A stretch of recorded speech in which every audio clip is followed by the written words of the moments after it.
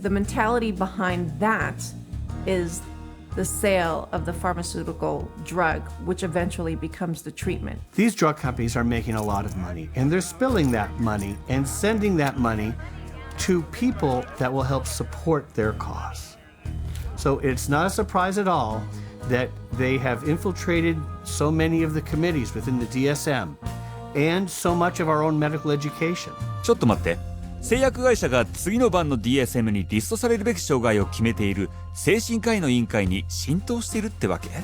DSM-4 に関わったこの委員会のメンバーの 56% は製薬会社と金銭的なつながりを持っていたの。そこで新しく加えられた115の精神障害によってその会社は利益を得ることができたのよ。だから薬で治療できるような診断が増えているんだ。そしてその各障害の症状のリストも増えていっているの。The whole world is being made crazy, really.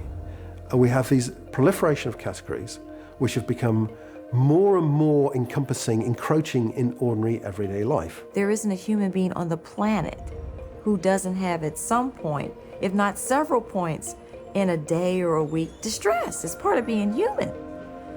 But to say that because you have this distress, that you now are diseased. If you take a god man in India who wanders around with a shawl and meditates for 17 hours a day, drinks rainwater and engages in some kind of spiritual or religious discipline or practice where he might roll on the ground for 100 miles to a holy place, people there don't persecute those individuals. They accept them as people engaged in religious practices.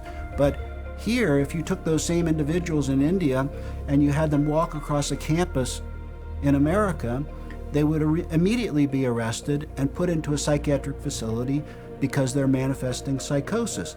This varies by culture. What do we want to straitjacket everybody? Is everyone going to be the same? What about people that do have a little bit odd behavior? Is a little odd behavior bad or dangerous? It's just different.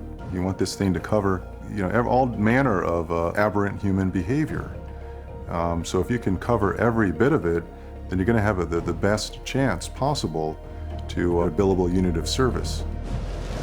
ところで、これらのカテゴリーに当てはまらない人のためのカテゴリーまであるのよ。そうだろうね。This is number 301.9. 312.9. 292.9. Bipolar disorder, not otherwise specified. Gender identity disorder, not otherwise specified. Disorder of infancy, childhood, or adolescence, not otherwise specified. Not otherwise specified. What the hell does that say? They don't know. It's kind of like a catch-all. It's the garbage can for the leftovers. There's even a box for people that don't fit in the other boxes. To me, it's insane. This is like rubbish to me. This is scary to me. This is hackery, quackery, dockery. その他のカテゴリーが必要になるってことは、これは全く科学とは関係ないってことじゃないか。そう。例えば、特定不能の ADHD、特定不能の摂食障害、特定不能の気分障害など。You can always use the NOS, the not otherwise specified diagnosis, and that's a billable service. Not otherwise specified means that you're sort of at sea to some extent on the exact diagnosis, meaning it doesn't fit into any of the categories you've established. Unspecified mental disorder. You see, that's considered a disorder. Having nothing wrong with you is now a disorder. That's what this says. Can you believe it? 信じられないよ。特定不能の精神障害というカテゴリーなんて本当にあるの？症状に関して何も説明していない。それも精神病なの？もっとひどくなるわ。DSM によるとそこに載っていない精神障害までも診断することができるの。冗談でしょ？これが証拠よ。These diagnostic criteria and the DSM-4 classification of mental disorders reflect a consensus of current formulations of evolving knowledge in our field. They do not encompass, however, all the conditions for which people may be treated or that may be appropriate topics for research efforts. It's even in the language of the introduction, it's basically saying we're trying to have a diagnosis to cover all the bases of anything that somebody could come in complaining about, which is, again, entirely backwards from how medical diagnoses are come to. DSM は医学とは全く関係ないじゃん。そうよ、紛れもないマーケティングなの。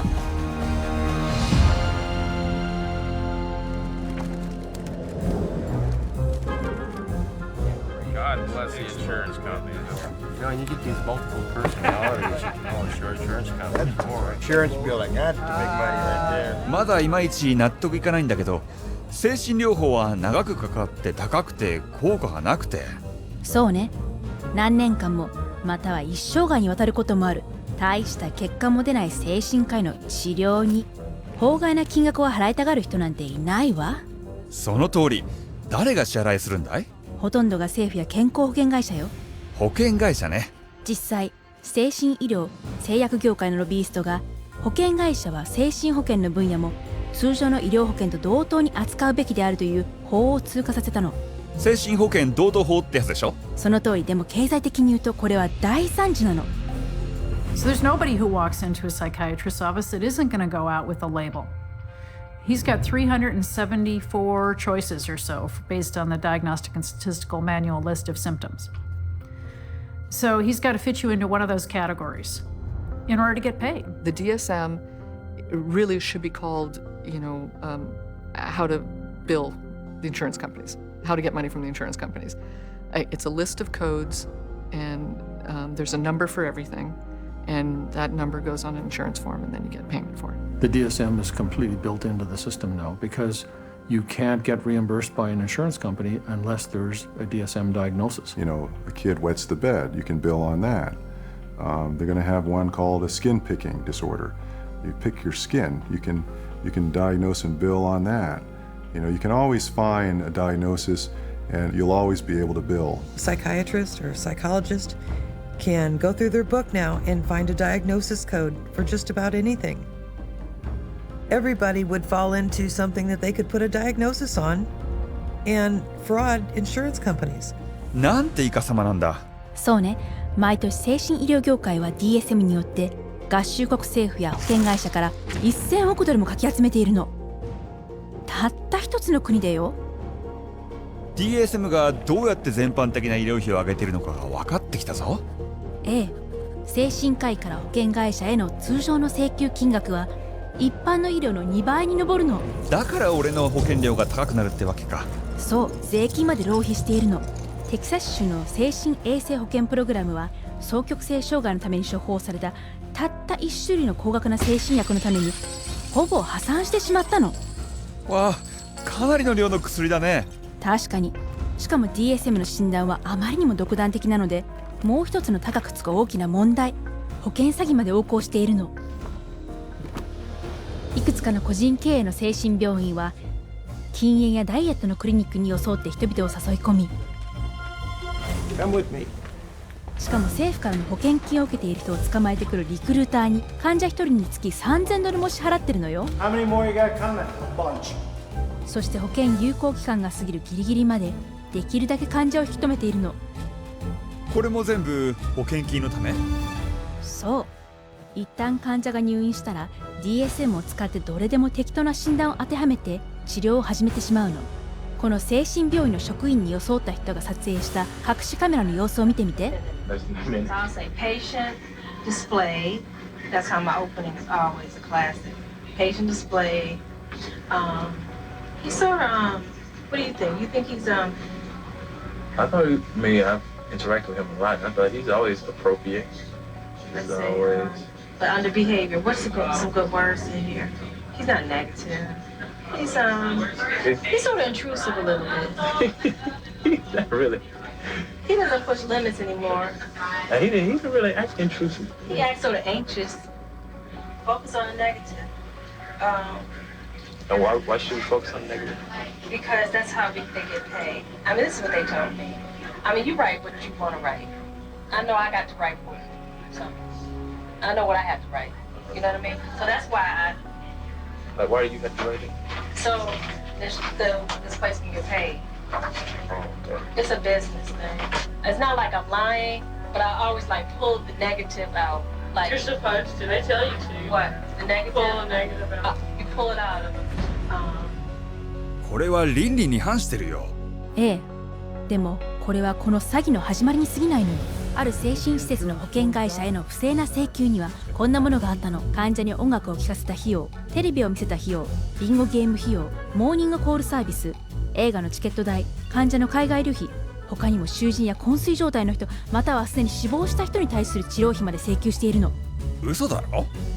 治療と題し、患者と性行為をしたことを請求したことで逮捕された精神科医もいたのよ。腹が立つな。ある保険詐欺調査員は、こういった詐欺は想像し得るあらゆる範囲にまで拡大していると言っているわ。知らなかった。そりゃそうよ。精神保険の詐欺は合衆国だけでも毎年保険会社や納税者たちから50億ドルも騙し取っているのよ。こんな犯罪者は牢屋に突っ込んで鍵を捨ててやればいいんだよ。